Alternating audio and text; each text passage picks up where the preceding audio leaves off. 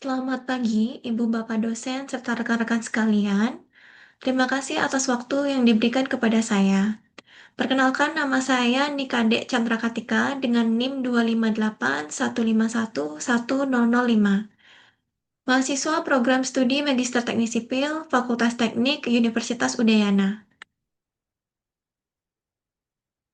Pada kesempatan kali ini, saya akan memaparkan usulan penelitian tesis untuk memenuhi mata kuliah etika dan metode penelitian dengan proposal tesis yang berjudul Pemodelan Estimasi Biaya Kontingensi Berbasis Resiko pada Proyek Gedung dengan Kontrak Lamsam menggunakan Simulasi Monte Carlo.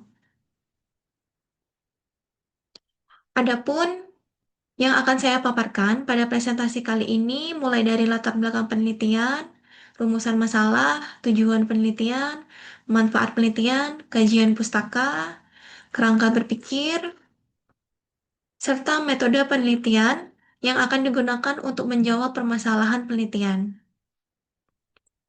Berikut ada daftar tabel juga, serta daftar gambar. Baik, Bapak Ibu dosen sekalian, saya akan memulai pemaparan mulai dari bab 1 pendahuluan yakni latar belakang penelitian. Kita ketahui sendiri bahwasannya proyek konstruksi merupakan suatu kegiatan yang memiliki karakteristik unik, bersifat sementara, serta melibatkan berbagai sumber daya seperti tenaga kerja, material, peralatan, biaya, dan waktu. Keberhasilan suatu proyek tidak hanya ditentukan oleh selesainya pembangunan, tetapi juga kemampuan proyek memenuhi sasaran biaya, mutu, dan waktu secara bersamaan. Nah, namun dalam praktiknya, proyek konstruksi selalu dihadapkan pada berbagai ketidakpastian. Ketidakpastian tersebut dapat berasal dari perubahan harga material, produktivitas tenaga kerja, kondisi lapangan, perubahan desain, maupun faktor eksternal lainnya.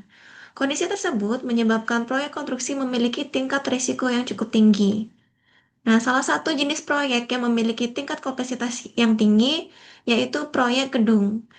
Pada proyek gedung terdapat banyak pekerjaan yang saling berkaitan mulai dari pekerjaan persiapan, struktur, arsitektur, mekanikal, elektrikal, plumbing, hingga pekerjaan finishing. Kompleksitas tersebut yang menyebabkan proyek gedung rentan mengalami keterlambatan maupun pembengkakan biaya apabila resiko tidak dikelola dengan baik. Nah, dalam penelitian ini, saya memfokuskan pada proyek gedung yang menggunakan kontrak lamsam. Kontrak lamsam merupakan jenis kontrak yang menetapkan nilai pekerjaan secara tetap sejak awal pelaksanaan proyek. Dengan sistem ini, kontraktor harus menyelesaikan seluruh pekerjaan sesuai dengan nilai kontrak yang telah disepakati. Nah, artinya di sini, apabila selama pelaksanaan terjadi kenaikan biaya akibat risiko yang muncul, maka sebagian besar risiko tersebut menjadi tanggung jawab kontraktor.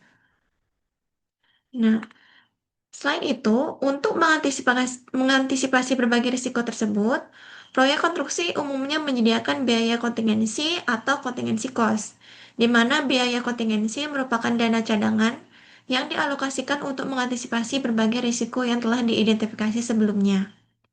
Nah, permasalahan yang sering terjadi adalah bahwa penentuan biaya kontingensi masih banyak dilakukan menggunakan pendekatan persentase tertentu nilai proyek. Nah, misalnya di sini 5 hingga 10% dari total biaya proyek. Nah, pendekatan tersebut memang sederhana, namun kurang mampu menggambarkan kondisi risiko yang sebenarnya terjadi di lapangan, karena tidak mempertimbangkan probabilitas maupun besarnya dampak setiap risiko. Oleh karena itu, diperlukan suatu metode yang mampu memperhitungkan ketidakpastian secara lebih objektif. Metode yang saya pilih dalam penelitian ini yakni metode simulasi Monte Carlo, di mana simulasi Monte Carlo merupakan metode simulasi berbasis probabilitas yang mampu menghasilkan berbagai kemungkinan nilai biaya melalui proses iterasi dalam jumlah yang sangat banyak. Dengan metode ini, estimasi biaya kontingensi tidak lagi hanya didasarkan pada satu angka persentase tertentu, tetapi mempertimbangkan peluang terjadinya setiap risiko beserta dampaknya terhadap biaya proyek. Sehingga, hasil estimasi yang diperoleh diharapkan menjadi lebih realistis, lebih akurat, dan dapat digunakan sebagai dasar pengambilan keputusan dalam pengelolaan proyek konstruksi. Nah, berdasarkan kondisi tersebut, saya mengangkat penelitian ini mengenai pemodelan estimasi biaya kontingensi berbasis risiko pada proyek gedung dengan kontrak lamsam menggunakan simulasi Monte Carlo. Baik, setelah menjelaskan latar belakang yang menjadi dasar penelitian, selanjutnya saya akan menyampaikan rumusan masalah yang ingin dijawab melalui penelitian ini. Yang pertama itu ada risiko-risiko apa saja yang berpotensi mempengaruhi biaya kontingensi pada proyek gedung dengan kontrak lamsam. Yang kedua, bagaimana model estimasi biaya kontingensi berbasis risiko pada proyek gedung dengan kontrak lamsam menggunakan simulasi Monte Carlo. Yang ketiga, berapa besar biaya kontingensi yang diperlukan untuk mengantisipasi resiko pada proyek gedung dengan kontrak lamsam berdasarkan hasil simulasi Monte Carlo. Selanjutnya, berdasarkan rumusan masalah tersebut, maka selanjutnya disusun tujuan penelitian agar penelitian ini memiliki arah yang jelas. Yang pertama itu mengidentifikasi dan menganalisis risiko-risiko yang mempengaruhi biaya kontingensi pada proyek gedung dengan kontrak lamsam. Yang kedua itu mengembangkan model estimasi biaya kontingensi berbasis risiko pada proyek gedung dengan kontrak lamsam menggunakan metode simulasi Monte Carlo. Yang ketiga, menentukan besaran biaya kontingensi yang diperlukan untuk mengantisipasi ketidakpastian biaya pada proyek gedung dengan kontrak lamsam berdasarkan hasil simulasi Monte Carlo. Nah, setelah mengetahui tujuan penelitian, berikutnya saya akan menjelaskan tentang manfaat yang diharapkan dari penelitian ini. Yang pertama itu ada manfaat teoritis, di mana penelitian ini diharapkan dapat memberikan kontribusi dalam pengembangan ilmu pengetahuan, khususnya di bidang manajemen proyek konstruksi, terutama terkait dengan analisis risiko dan estimasi biaya kontingensi menggunakan metode simulasi Monte Carlo.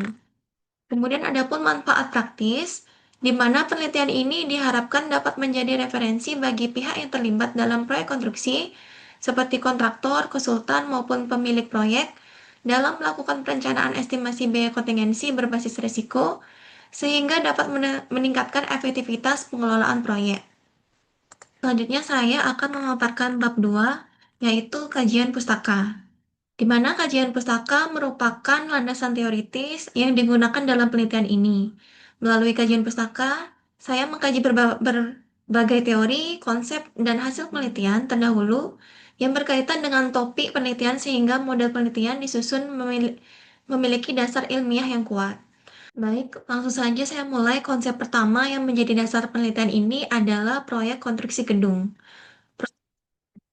Merupakan suatu rangkaian kegiatan yang dilaksanakan untuk menghasilkan suatu bangunan sesuai dengan fungsi, spesifikasi teknis, biaya, mutu, dan waktu yang telah ditetapkan. Berbeda dengan kegiatan operasional yang bersifat terus-menerus, proyek konstruksi memiliki awal dan akhir yang jelas, sehingga seluruh sumber daya harus dikelola secara efektif agar tujuan proyek dapat tercapai. Selanjutnya di sini, saya akan menjelaskan mengenai kontrak lamsam yang menjadi fokus dalam penelitian ini. Jadi kontrak lamsam merupakan kontrak yang menetapkan nilai pekerjaan sejak awal berdasarkan ruang lingkup pekerjaan yang telah disepakati. Nah, pada jenis kontrak ini, nilai kontrak bersifat tetap, sehingga kontraktor bertanggung jawab menyelesaikan pekerjaan sesuai dengan harga yang telah disepakati. Sehingga diperlukan pengelolaan yang baik agar kontraktor berpotensi lebih menguntungkan daripada mengalami kerugian. Nah, oleh karena itu diperlukan suatu pendekatan yang mampu memperkirakan besarnya dana cadangan atau biaya kontingensi secara lebih akurat. Baik, saya lanjutkan ke konsep berikutnya yang sangat penting dalam penelitian ini, yaitu manajemen risiko proyek. Manajemen risiko merupakan suatu proses yang dilakukan secara sistematis untuk mengidentifikasi, menganalisis, mengevaluasi, mengendalikan, serta memantau berbagai risiko yang dapat mempengaruhi pencapaian tujuan proyek. Nah, di sini ada pun jenis-jenis risiko dalam proyek konstruksi yang saya pakai sebagai acuan untuk pembuatan kuesioner. Nah, oleh karena itu, seluruh risiko tersebut harus diidentifikasi sejak tahap perencanaan sehingga dapat ditentukan strategi mitigasi yang tepat. Baik, selanjutnya saya akan menjelaskan tentang biaya kontingensi, yang merupakan variabel utama dalam penelitian ini. Jadi, biaya kontingensi merupakan sejumlah dana yang dialokasikan untuk mengantisipasi risiko yang telah diidentifikasi selama pelaksanaan proyek. Nah, tujuan utama penyedia biaya kontingensi ini agar proyek tetap dapat berjalan sesuai rencana meskipun terjadi risiko yang mempengaruhi biaya pelaksanaan. Nah, dalam praktiknya, penentuan biaya kontingensi masih banyak menggunakan persentase tertentu dari nilai proyek. Nah, pendekatan tersebut relatif sederhana, tetapi seringkali kurang mencerminkan kondisi risiko yang sebenarnya terjadi di lapangan. Baik, untuk memperoleh estimasi biaya kontingensi yang lebih objektif tersebut, penelitian ini menggunakan metode simulasi Monte Carlo. Simulasi Monte Carlo merupakan suatu metode simulasi berbasis probabilitas yang digunakan untuk menganalisis ketidakpastian. Estimasi biaya kontingensi yang dihasilkan tidak hanya berupa satu angka tetap, tetapi merupakan hasil analisis probabilistik yang lebih mencerminkan kondisi proyek sebenarnya. Baik, setelah menjelaskan landasan teori yang menjadi dasar penelitian ini, selanjutnya saya akan memaparkan kerangka berpikir dan konsep penelitian. Di mana kerangka berpikir pada penelitian ini menggambarkan tahapan penelitian secara keseluruhan mulai dari identifikasi permasalahan hingga diperolehnya hasil penelitian. Nah, penelitian ini diawali dari adanya permasalahan bahwa proyek gedung dengan kontrak lamsam memiliki tingkat ketidakpastian biaya yang cukup tinggi. Ketidakpastian tersebut berasal dari berbagai risiko yang muncul selama pelaksanaan proyek, seperti perubahan harga material, perubahan desain, produktivitas tenaga kerja, kondisi lapangan, maupun faktor eksternal lainnya. Nah, di sini fokus saya pada kontraktor PT Sinar PK Cipta Gemilang yang lebih banyak sering mendapatkan kontrak tipe lamsam. Nah, selanjutnya, berbagai risiko tersebut akan diidentifikasi melalui studi literatur, dokumen proyek, serta pendapat para ahli yang memiliki pengalaman pada proyek gedung. Setelah risiko berhasil diidentifikasi, langkah berikutnya adalah melakukan analisis probabilitas terjadinya risiko serta besarnya dampak terhadap biaya proyek. Nah, setelah data probabilitas dan dampak tersebut, selanjutnya digunakan sebagai input dalam simulasi Monte Carlo sehingga diperoleh distribusi kemungkinan biaya proyek. Nah, dari hasil simulasi Monte Carlo itu diperoleh besarnya biaya kontingensi yang direkomendasikan berdasarkan tingkat probabilitas tertentu. Nah, dengan demikian, kerangka berpikir ini menunjukkan bahwa penelitian ini tidak hanya mengidentifikasi risiko, tetapi juga menghasilkan suatu model estimasi biaya kontingensi yang dapat digunakan dalam pengambilan keputusan. Setelah menjelaskan kerangka berpikir, selanjutnya saya akan menjelaskan tentang konsep penelitian yang menjadi dasar hubungan antar variabel dalam penelitian ini. Di mana konsep penelitian ini menggambarkan hubungan antara risiko proyek, analisis risiko, simulasi Monte Carlo, dan biaya kontingensi. Berikut gambar konsep penelitiannya, di mana hubungan tersebut dimulai dari variabel pertama adalah berbagai risiko yang terdapat pada proyek gedung dengan kontrak lamsam. Kemudian risiko-risiko tersebut diidentifikasi dan dianalisis berdasarkan probabilitas dampaknya terhadap biaya kontingensi. Selanjutnya, hasil analisis tersebut dimasukkan ke dalam model simulasi Monte Carlo. Nah, output dari simulasi tersebut berupa distribusi probabilitas biaya proyek yang kemudian digunakan untuk menentukan besarnya biaya kontingensi. Nah, dengan demikian, dilakukan juga validasi ahli atau expert judgment, sehingga penelitian ini menghasilkan suatu model yang mampu menghubungkan identifikasi risiko dengan penentuan biaya kontingensi secara kuantitatif.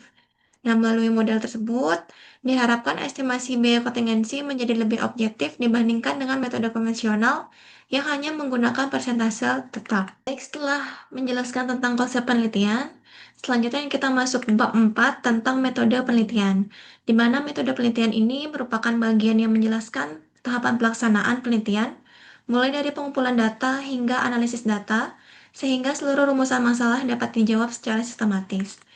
Nah, di sini ada penerancangan penelitian, di mana penelitian ini menggunakan pendekatan kuantitatif. Pendekatan kuantitatif dipilih karena penelitian ini bertujuan menghasilkan model estimasi biaya kontingensi berdasarkan analisis data numerik menggunakan simulasi Monte Carlo. Adapun gambar konsep penelitian, tahapannya mulai dari identifikasi masalah, kemudian kajian pustaka, kemudian dilakukan penentuan variabel penelitian, kemudian dilanjutkan dengan desain kuesioner, kemudian dilakukan pengujian kuesioner dengan uji validitas dan uji reliabilitasnya, kemudian dilakukan pengumpulan data primer dan data sekunder, kemudian selanjutnya dilakukan simulasi Monte Carlo hingga interpretasi hasil simulasi yang diinginkan. Nah, dengan pendekatan tersebut diharapkan hasil penelitian memiliki tingkat objektivitas yang lebih tinggi. Baik, selanjutnya adapun lokasi dan waktu penelitian, Di sini penelitian saya kali ini dilakukan pada proyek konstruksi gedung yang menggunakan kontrak lamsam di PT Sinar Eka Cipta Gemilang. Nah, ruang lingkup penelitian dibatasi hanya pada analisis risiko yang mempengaruhi biaya proyek.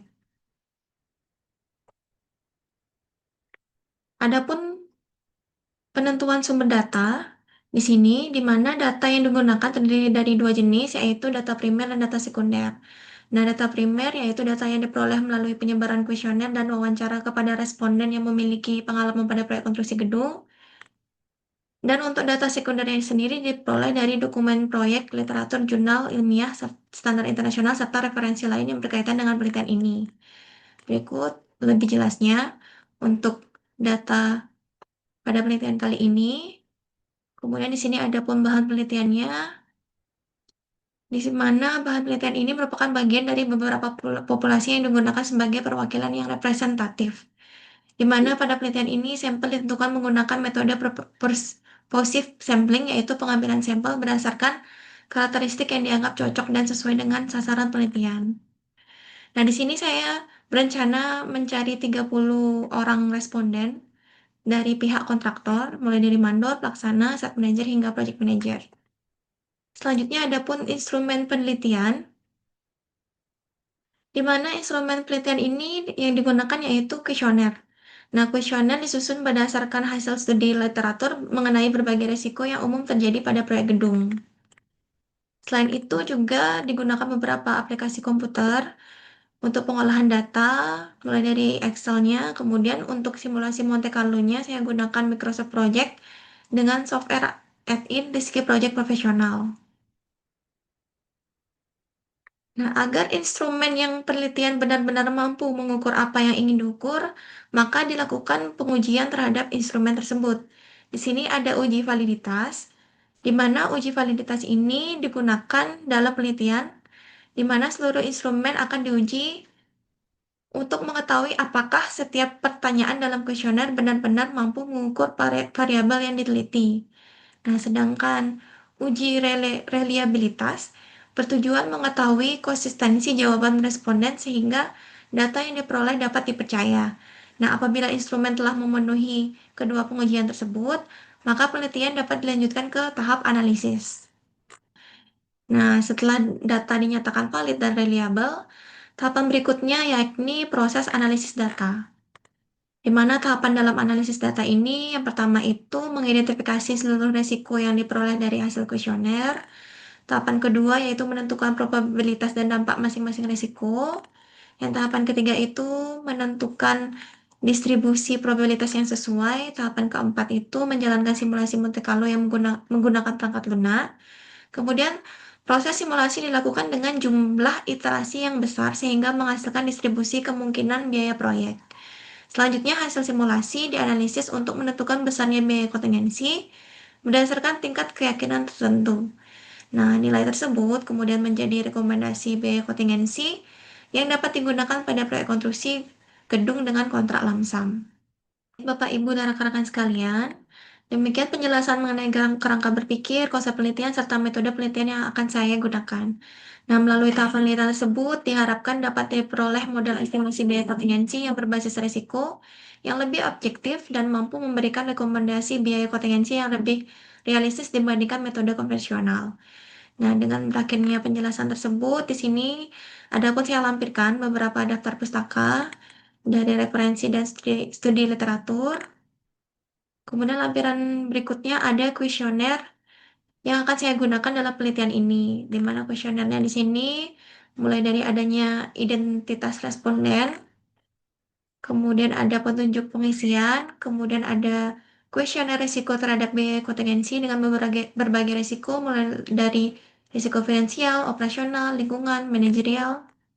Kemudian ada kuesioner estimasi biaya kontingensi, di mana estimasi biaya ini ada tiga, mulai dari minimum, normal, dan maksimum. Baik, Bapak Ibu dosen dan rekan-rekan sekalian, demikian pemaparan proposal tesis yang dapat saya sampaikan. Dengan judul Pemodelan Estimasi Biaya Kontingensi Berbasis Risiko pada Proyek Gedung dengan Kontrak Lamsam Menggunakan Simulasi Monte Carlo. Nah, saya menyadari bahwa proposal penelitian ini masih memiliki berbagai keterbatasan dan tentunya masih memerlukan penyempurnaan. Oleh karena itu, saya sangat mengharapkan kritik dan saran dari Bapak Ibu dosen dan rekan-rekan sekalian. Seluruh masukan yang diberikan akan menjadi bahan evaluasi dan perbaikan dalam penyusunan proposal tesis pada tahap berikutnya. Atas perhatian, waktu, serta kesempatan yang telah diberikan kepada saya untuk mempresentasikan proposal penelitian ini, saya mengucapkan terima kasih yang sebesar-besarnya. Mohon maaf apabila dalam penyampaian presentasi terdapat kekurangan maupun kesalahan, baik dalam penyampaian materi maupun penggunaan kata-kata. Sekian dan terima kasih.